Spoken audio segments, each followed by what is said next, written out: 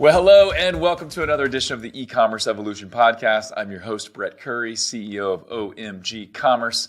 And today we are talking with Charles Tichenor from disruptorschool.com. And we're talking about Facebook ads and social and AI and all kinds of crazy fun stuff to help you grow your business. And quick background, I met Charles first at Geek Out San Diego. I was speaking there. Shout out to Nick Shackelford. Met Charles there. I was like, whoa, who is this crazy smart guy? And so we met there. And then Blue Ribbon, also San Diego. Separate event, separate time. We met there because you were speaking with my buddy Jeremiah Allen. And so we really connected and hung out there, I think over the cigar party potentially. But anyway, Charles and I were chatting. We're like, dang, this is a podcast episode. Let's do it. So here you are. So Charles, what's up, man? And I want you to shed light on a couple things, and I got a couple of intro questions for you. But all right, let's you were once listed as top 100 advertiser on Facebook.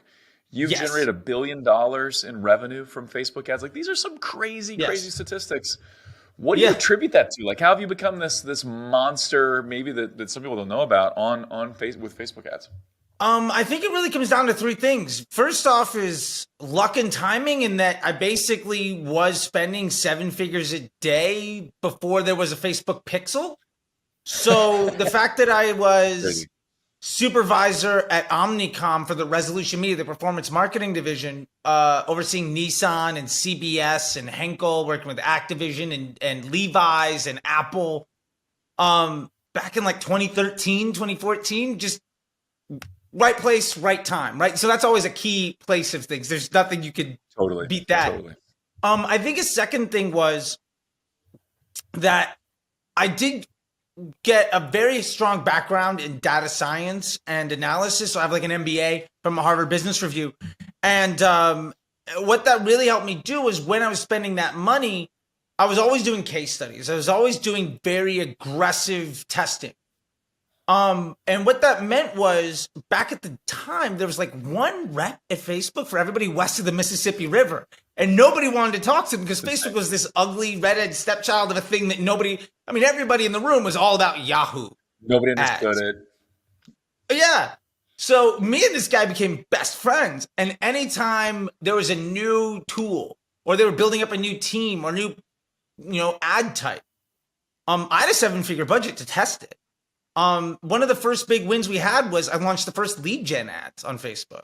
So not only did I have huge budgets, but I also had, master's degree education on conducting case studies and data analysis for marketing. So I kind of became the Chuck Yeager of Facebook ads, one of, not the only one, but a few of them, just kind of test piloting a million things. So by the time other people got to see stuff, Facebook was funding me at $10,000, $50,000 a day sometimes on new tools. And that, still happens to this day, which has given me tremendous insight into how the platform was developed, the tools, how they're being designed, the product teams behind marketing and messenger and measurement, how they all were actually working together. And I've seen those teams evolve over years. And I think the last thing is that I had the luxury of not learning how to run Facebook ads from somebody that was good at email or search or programmatic. I kind of came in fresh, which meant that I have a huge advantage over most people, or I did, and I try to teach that advantage, because I look at Facebook not as a version of Google Display or of email. And I don't value the same metrics in the same way that most other people do. And I've always looked at it through the lens of business results. And that has made me a really bad agency employee. Yeah. But ultimately, when I got to the side of vendor and e-commerce, made me one of the best. I'm on my 4th 8-figure business to a 9-figure exit in the last 5 years that started as a low-end 7-figure business. Dude, that's not bad. It's not luck. Eventually, it's a process. Do that once, and that's cool. Yeah. Almost on your 4th. That's fantastic. But that's such an interesting point, though. We all, and just realizing we all come to whatever we're working on with a paradigm, right? So you came to Facebook ads, but really, not with the paradigm of Google or TV ads or something like that. If I were to approach and try to dig into Facebook, I would totally look at it from the lens of Google ads and YouTube because that's what I know. But that fresh perspective is useful. And I think, like you said, you can kind of unlearn that a little bit and force yourself to have a fresh perspective, which is pretty cool. So amazing ways to learn, 7-figure a day budgets and Facebook letting you be an alpha tester, beta tester, things like that. That's awesome.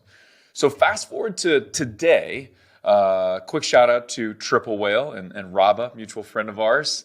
You were just nominated for a Whaley, which is brand new. That's Triple Whale's award they give out in the D2C industry. Sadly, you did not win, but it's still a happy story. So talk about what were you nominated for, and how did you finish in the final rankings there? Yeah, so they had a lot of awards. Best, most innovative brands and communities and all of that. I was nominated for the last award, which was Best Operator, which was tremendous. I mean, it was an amazing award to be recognized like that. And sadly, I didn't win, but Renee from Marine Layer did win. And Mazel Tov, if I'm going to lose to somebody, I'll lose to that woman that is doing 200 million plus retail locations. Hey, look, it's Triple Whale. She's the bigger whale than me. I'll come for her next year. And phenomenal brand. Give me 12 months. Just a I'll great win. story. Yeah, and so it was an honor. And if you have to losing to the best feels really good. Yeah, I hear you, man. Well, kudos to you to become runner-up for the inaugural Whaleys as Best Operator. It's like their Best Picture, if we're going to compare this to the Oscars.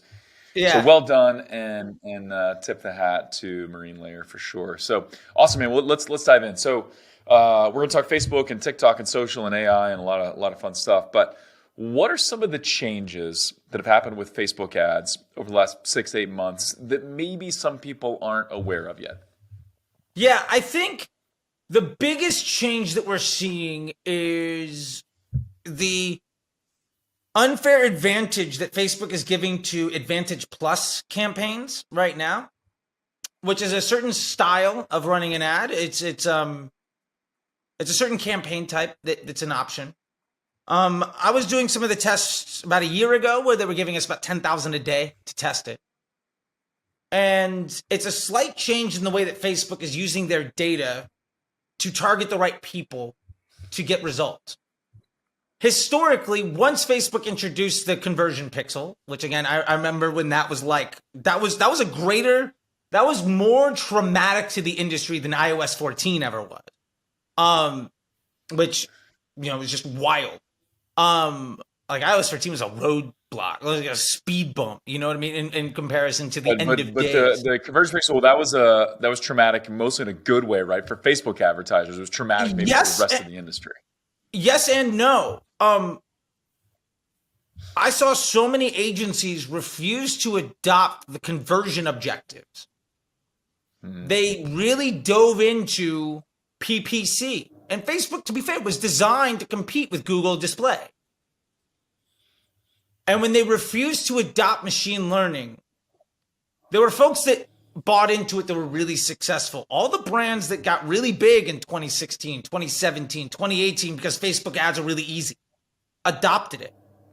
There are other agencies that fought it that lost like floors in their Manhattan office. It was a massive kind of either you were on one side of that divide or the other. And to bring it back to Advantage Plus, we're seeing a very interesting piece come in where Facebook is underpricing the attention, specifically to invest in a change in consumer behavior. They've done this previously with dynamic product ads, carousel ads. Before that, there was no carousel. And those are the ads where you swipe through left and you just see all the products. There was nothing like that beforehand. And what Facebook did was they gave a discount on how much it costs to reach people, specifically making the investment to change consumer behavior. To be fair, they also did it with Canvas ads, which failed miserably. I made a lot of mistakes with Canvas ads. I completely bet on it and failed miserably. And Call of Duty was still the #1 game that year. So kind of shows you how that works. And we're also seeing them make the investment in shops, where a lot of people running Facebook ads have noticed that there's like a 20% off on the shop side. And that's Facebook making an investment to take some of their profit to change consumer 20% behavior. off on your CPMs. So you're running an ad to No, to a 20% off like Facebook the shop. purchase. It was 20% off the purchase price. People were getting massive discounts, up to like $20 off buying something. But Facebook was just refunding the user. It wasn't actually coming out of the advertiser's bottom line. Oh, interesting. And that was to get people used to using shops. And they're really invested in changing consumer behavior. So with Advantage Plus, they're investing heavily in getting the advertisers to change the way that they're using the platform in a slightly different style. And best practice for years now has been broad targeting, dynamic creative to find your best ads, and letting that run at lowest cost auto placement, which is now maximized conversions or whatnot. Or I remember it was AutoBid. They keep changing the name for the same stuff. But what we're getting with Advantage Plus is they are giving advertisers better results merely because they're using that tool. Because Advantage Plus does three things really well and different than other platforms. Number one, normally the way that explain what Advantage Plus is to those that don't know, and maybe you'll wrap that up into these three things. But yeah, absolutely. So Advantage Plus is it's an option when you're running a conversion campaign to tap into the Advantage Plus style way of running the algorithm. And what it does differently than a normal conversion campaign is three things. Typically, Facebook spends money on ads because the end user has a good experience with that ad. And then our job is to make sure that the ads that get spent also drive good business results. In Advantage Plus, it's not only saying the end user, but also that person is directly in market to make a purchasing decision, which is a slight nuanced change, but it's more or less like even at prospecting, we're still kind of retargeting people that might very well be in another company's funnel. Where at Broad, for instance, I used to run New Balance, and we did initial testing around advanced matching, and we found that up to 2/3 of our budget was spent on people that had clicked on our competitors' ads and been to their site in the last week. Advantage Plus is basically cranking that up. It's a way more aggressive version of that. Second thing is that it's not allowing for dynamic creative, so you have to put in your best ads. And third, only good ads are getting spent. So you can put in really bad ads and push the budget to the moon, and you might not get any delivery at all, which is very similar to bid caps and cost cap. So Advantage Plus is basically forcing advertisers to only put out the best ads and to prioritize or isolate those best ads and spend the most amount of money on them so that they get the best results. And really what Facebook is doing is they're putting their thumb on the scale of the market economy so that advertisers are encouraged to make the best form of content so that Facebook users have the best experience. And that is a tremendous change. And we don't know how long that'll go on for. Eventually those costs will come up. But the folks that are taking advantage of it are seeing astronomically, like, just tremendous performance above the baseline. And to give it a small example, I was testing it at 10,000 a day, maybe 6 months ago, a year ago. I'm now at 35, 40,000 a day on an ad account where I'm spending 80 to 100,000 a day. And that's a huge piece. And to be fair, so it's 30 to 40% of your total spend is going to Plus. And we have to understand that part of the way it's doing that is predicting what people are going to do. So it can't be the majority of your traffic, because if all of your people are taking predictions, eventually you run out of data to make good decisions with, and that's a whole other thing for another day. But it's very doing interesting. great. So let's dive into creatives just for a minute. I do want to kind of underscore something, because this is interesting, something I didn't know about Advantage Plus. But so Facebook is rewarding you for just running the best creatives, and in fact, they'll only show the best creatives or good creatives. In some ways, that's kind of what Google did early on with their quality score, right? They were incentivizing you to create a good ad. So they look at click-through rate, they look at keyword relevance, they look at your landing page, and they'll actually lower the cost for you. They'll make Yep. it more attractive for you as an advertiser if you create a great ad. So Yeah. costs will always go up, right? That's going to happen, but probably going to be some elements of that stick around for Facebook, which is interesting. So Yeah. And, cool. and, So and let's that's, talk creatives for. Yeah, go ahead.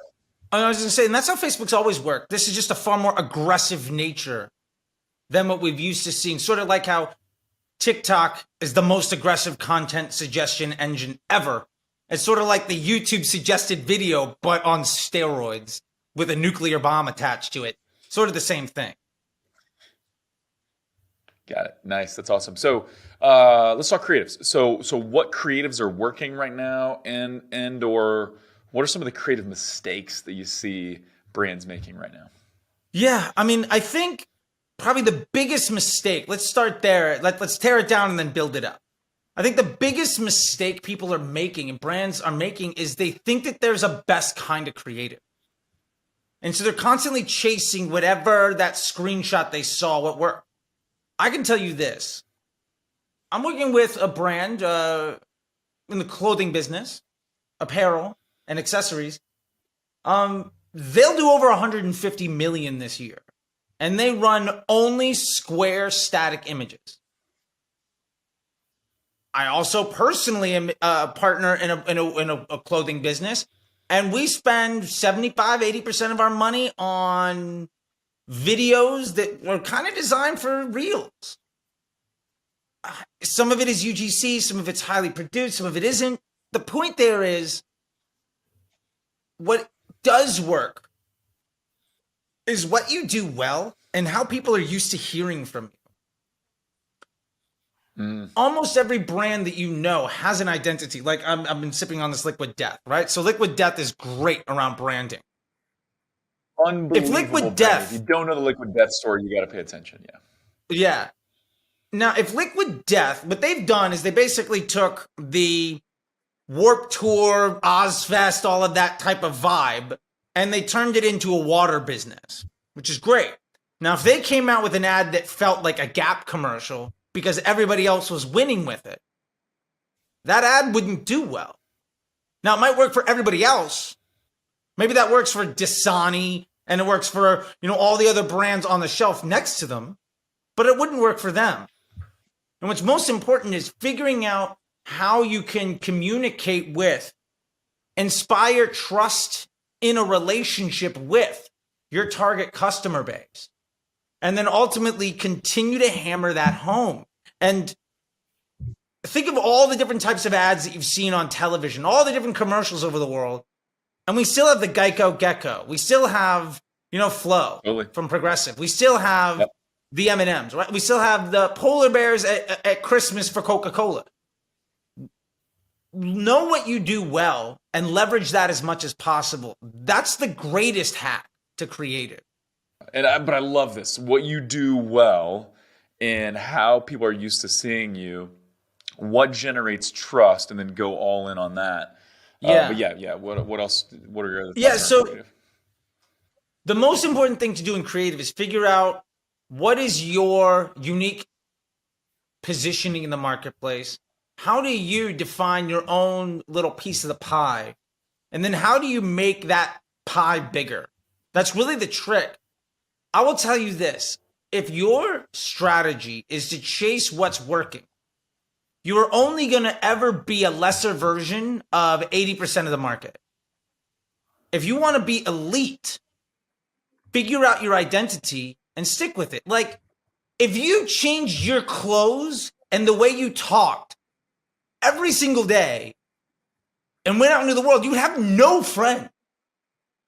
Like, it's the same thing. What you're looking to do more than anything in any business is ultimately have relationships with people. And especially in direct consumer and e-commerce, what we're trying to do is acquire profitable customer journeys with multiple sales and a long-term relationship for great LTV. That happens because of identity and because of trust. So figure out what you do and then continue to do it. What you do well matters. And so figure out what you do well and continue to do that versus chasing all the other things from everybody else, because you're only going to ever do a worse job than the person you're trying to copy. Yeah, I love that. You'll only be, if you're just chasing what works, you'll always be a second run type of deal. And I make a lot of sports analogies, but to compare this to sports, I coach basketball, and so if someone said, "Hey, what's the best basketball move?" Well, I don't know. What are you good at? Like Yeah. what fits you, right? You're a post player, you guard, you got speed, you got size, you got jumping ability, you're a great outside shooter. Like that's what matters. And then do what you're really good at. And that totally makes sense when it comes to creative It's like as well. So okay. Steph Curry versus Michael. Yeah, if you did like Steph Curry versus Michael Jordan, well, they're completely different players. Like LeBron James just scored the most points, but he's also shooting 50% more 3-pointers than Kareem Abdul-Jabbar. I think Kareem Abdul-Jabbar has like 3 attempts behind the 3-point line. Yeah, well, and I have to check the dates, most for all of his career that the 3-point line didn't exist, right? So like he couldn't even do it. So yeah, different eras, different everything, but super interesting. So understand what you're good at, and then key on that. Any advice? So if someone's kind of stuck in that rut of I'm just chasing what's working, I'm hearing this new ad type or this type of UGC or this, and I'm just lurching. How does someone understand what are they good at, and then so that they can double down on that? Yeah, I think it's always good to test stuff. It's always good to be uncomfortable and to lose. And you should always have part of your efficiency as a business baked into loss, right? Like if I'm breaking even, I'm probably losing money because it means that I can't test. I can't get better. So I try to bake in the idea of a 5 or 10% loss as normal operating procedure. And hey, look, if you have a retail location, that would be returns and theft and all of that stuff. That's just baked into business. What I think people need to do starting off with is everybody has an identity on how they communicate. Some people are great copywriters. Lean on it. Some people are great on camera. Lean on it. Some people are great graphic designers. How do you get attention? I think there is far too much focus on figuring out how to build the best ad for your business and not nearly enough attention and time and effort put into how does this business already make money?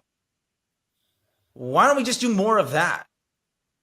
And sometimes the easiest ways to turn a struggling 7-figure business into something on a 9-figure run rate is to get rid of every effort that isn't honest and true to who the business is.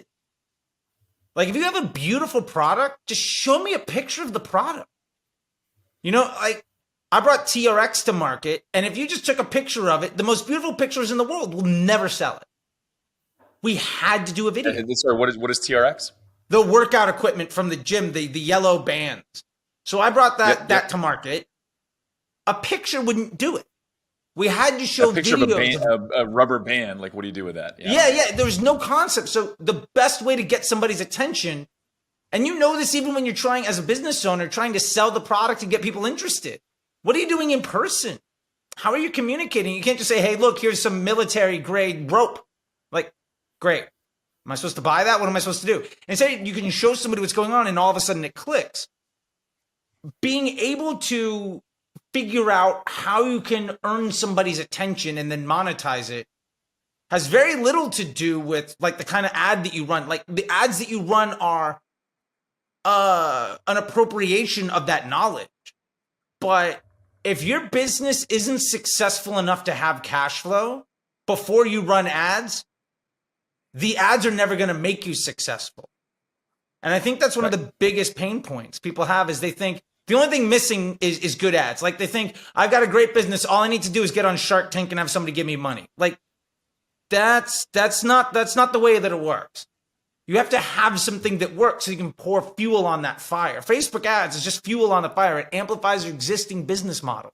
So the easiest thing for a business to do if you want to learn how to make the best ads is look to how you already make money. What do you do well? And then appropriate that for some paid version of attention. Otherwise, you're going to waste weeks, months, or years of your life just being dishonest with yourself and with your customers and failing.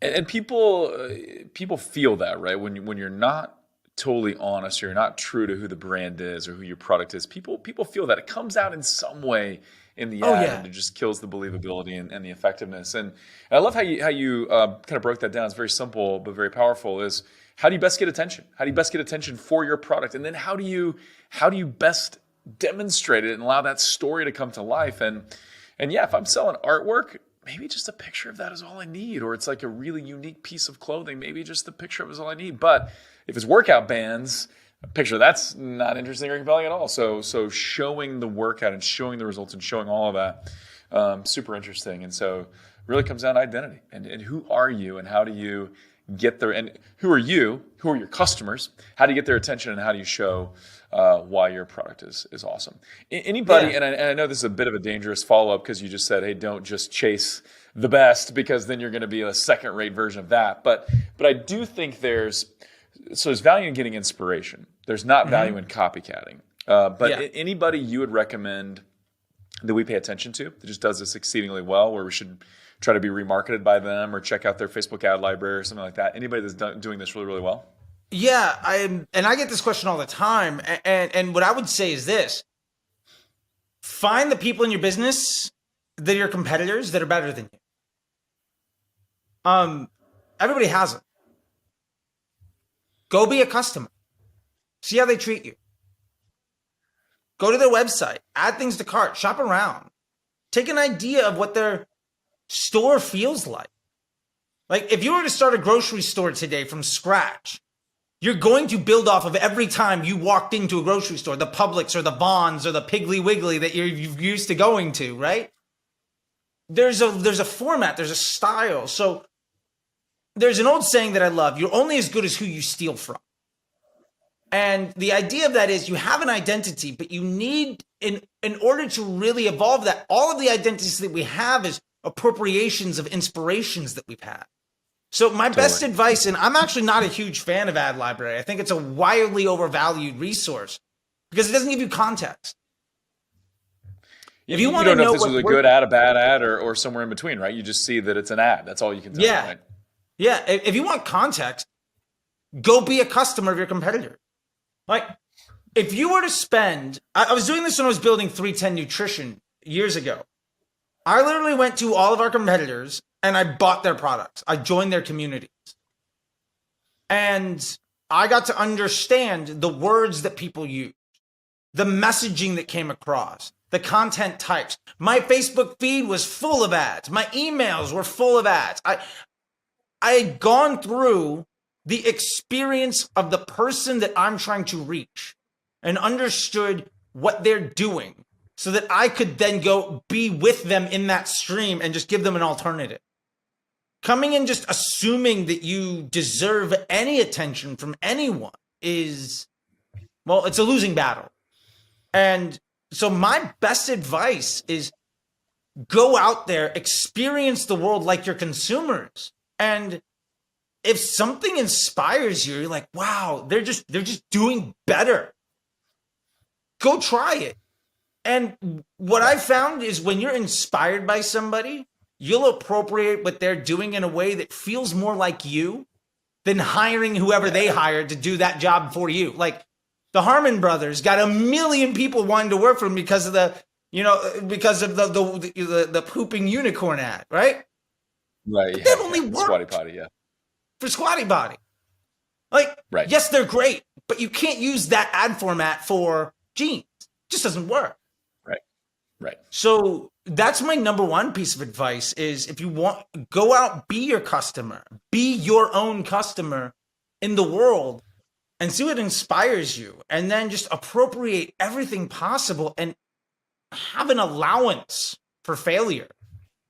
And that's where I get some of the best things ever is like, somebody built a better mousetrap. I'm going to build it my way. And some of those ads will last forever. I've got ads that were like that where, and in my women's clothing business, I literally just got ads from Victoria's Secret that I was like, this is amazing.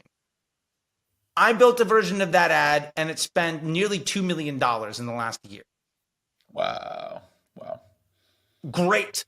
I'm not reinventing the wheel. Victoria's Secret's wasting all the money. I'll make one more analogy. We can move on because I know you love analogies and this is one of my favorite.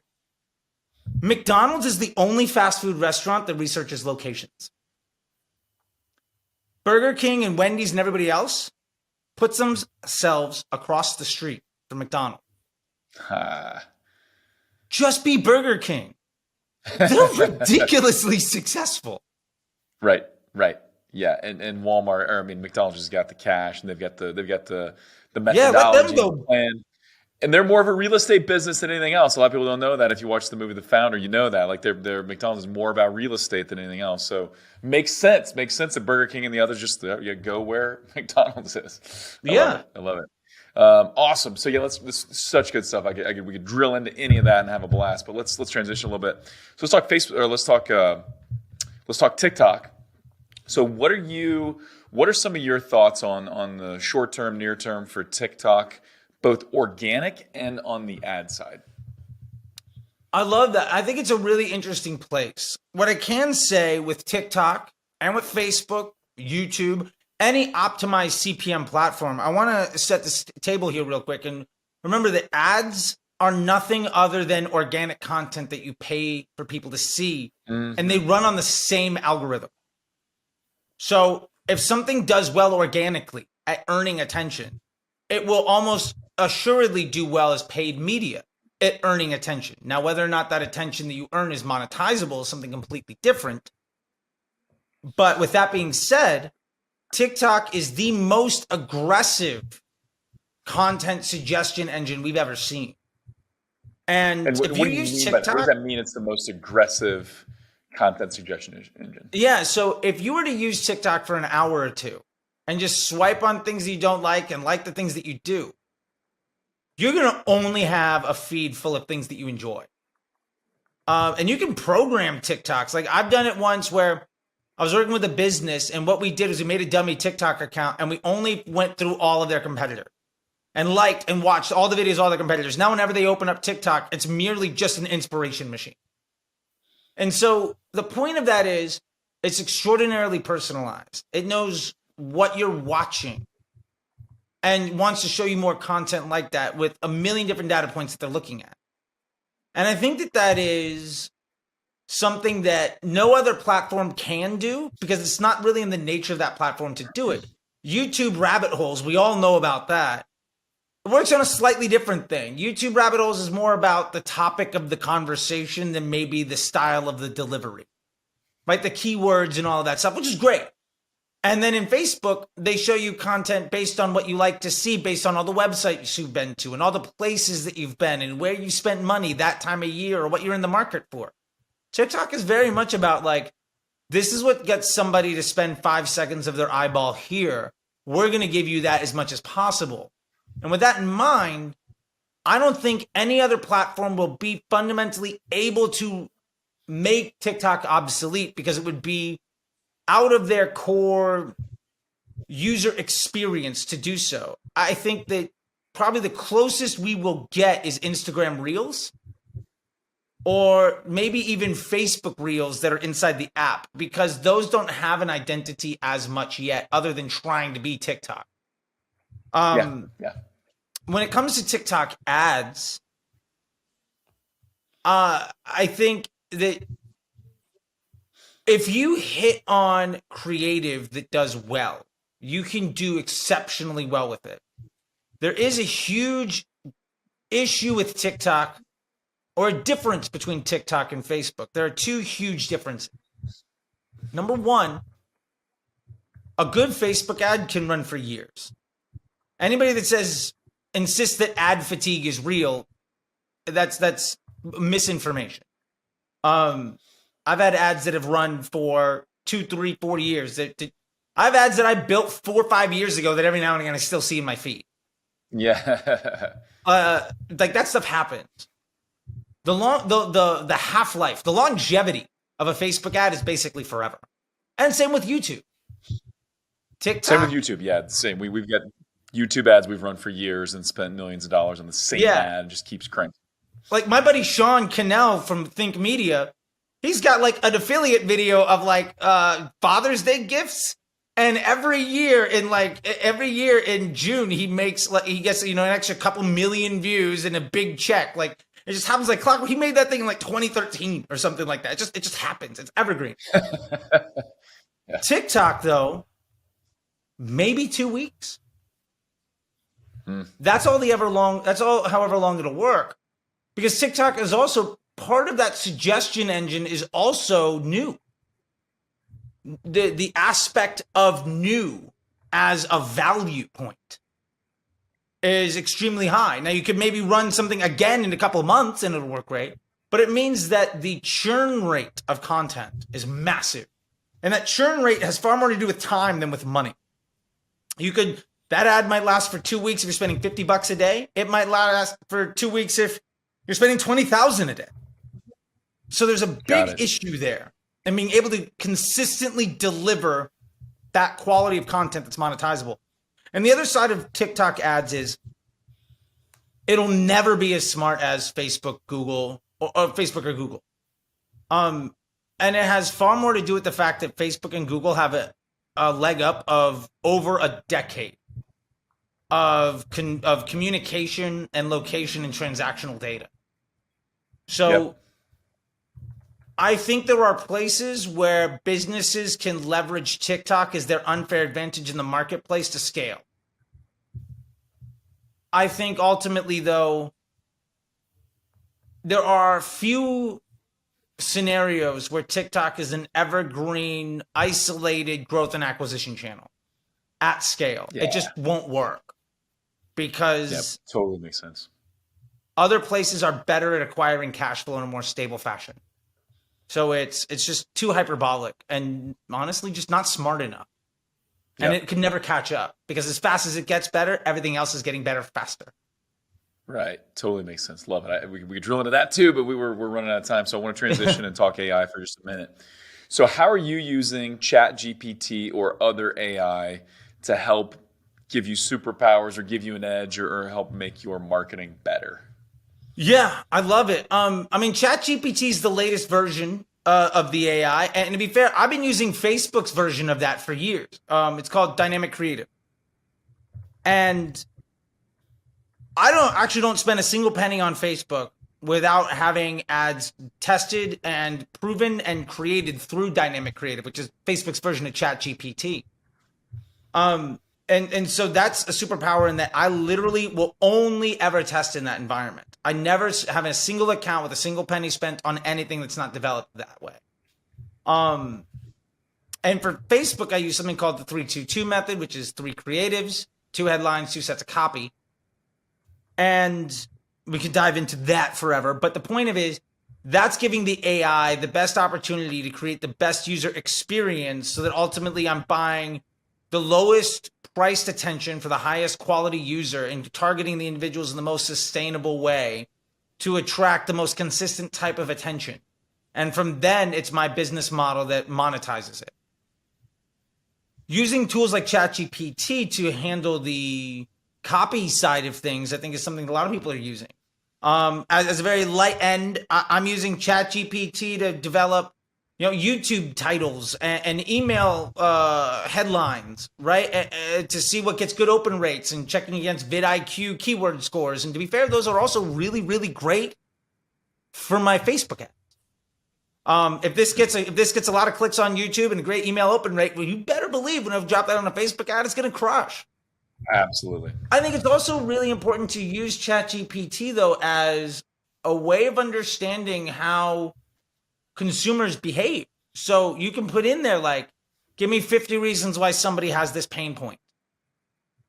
And use that to understand concepts in market research. My friend Sarah Levinger has a great way that she's using ChatGPT to effectively extract psychological data points on users. And using that as a tool to something like that, like yeah. So what she's doing is she's taking in, for instance, say all the comments from a Facebook, from an Instagram, say an Instagram post went viral and it's got 30,000 comments. We can grab all of those comments and all of those words that are being used and throw it into ChatGPT. One of the things that I love to do is say, hey, tell me the 10 most important things in this 5,000 word article or something like that, 5,000 character piece. And it'll break it down for you. And if you want to do that in even a more really actionable way, is say you've got a 30-minute YouTube video. Get yourself a transcription of it, drop into Chat GPT, and tell me what are the 10 most important things mentioned here. And then you can literally ask it to tell me more about line item 3, 4, and 5, and then boom, you got a 5,000 word description and mini ebook done like that. And it takes no time at all. The point is you can use all of these things to understand what's going on. What I will say is what it does that I'm very bullish on and I'm a huge fan of is that it can do the collation of data and the sorting of data at scale in a way that tremendously saves you time. Ultimately, you're still going to have to qualify and use insight to appropriately take what it's giving you and take action on it. Like people know when they're reading something written by AI. I wouldn't use it as I don't think it's the best for SEO. I'm just blasting out blog pages. But it can give you a great insight to be a way to inspire your thought process and to also take huge sums of data and make it very simple to read. And I think that's, at least in the way that I'm using it right now, some of the most powerful things. And Sarah Levinger, if you don't know her, you should absolutely check her out. She's a stud. She's the best at consumer psychology. And that's one of the things that she's doing a lot of. And I was really inspired by her with that. But just the idea of using AI to take insight from the written word is tremendous. And to also inspire different ways of thinking in a way that gets you out of your own head. I think those are some of the most important things that you can use it for.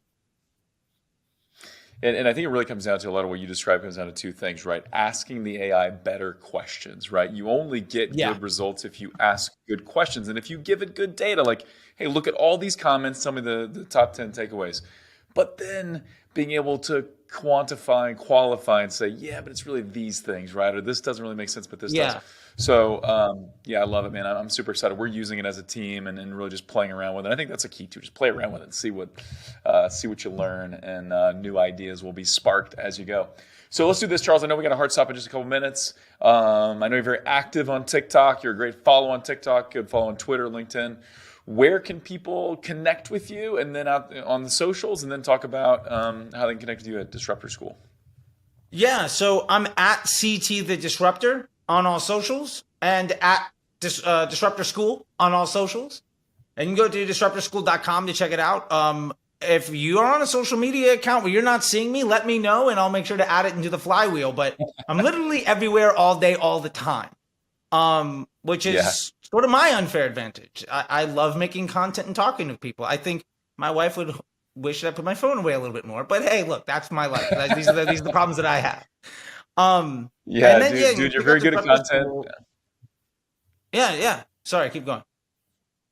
Well, I was going to say, I think there's a bit of a delay as we're recording this. We'll get that cleaned up in the edit. But speaking of TikTok being aggressive, you're a great follow on TikTok. I'm not an avid TikTok user, so I'll just put that disclaimer out there. But I have been trying to use it a little bit more lately. And for whatever reason, TikTok thinks that I love Charles Tichenor because I see you all of the time on TikTok, which is actually great. Well, thank you so much, man. It's nice to know where those 200 views are coming from. It's just Brett all day long. It's all me. You're welcome. I love it. I'll take it. That's awesome, man. So I'll link to everything. I'll link to your socials. We'll link to the Disruptor School. So definitely check it out. And Charles Tichenor, ladies and gentlemen, man, you crushed it. Thank you so much. I can't wait to schedule another one because there were so many things that we didn't dive into that we need to. So round 2 is coming, buddy. I would love it. And anybody watching this and listening, anybody listening to this, if you have questions on any of this stuff, write back to Brett, and maybe we can just do another, maybe a mailbag show, something, dive in deep. We went an inch deep, a mile wide today. Let's go a mile deep and just make it really fun. Do a little Ask Me Anything. Yeah, fire those questions away, send them my way, and then we can get Charles back in for round 2. Charles, thanks, buddy. I know you got to split, but really appreciate the time. Ton of fun, man. All right. Thank you very much, man. Appreciate it. And as always, thank you for tuning in. Let us know what you'd like to hear more of or less of on the show. And yes, if you got questions for Charles, fire them my way or connect with him on the socials. And with that, until next time, Thank you for listening.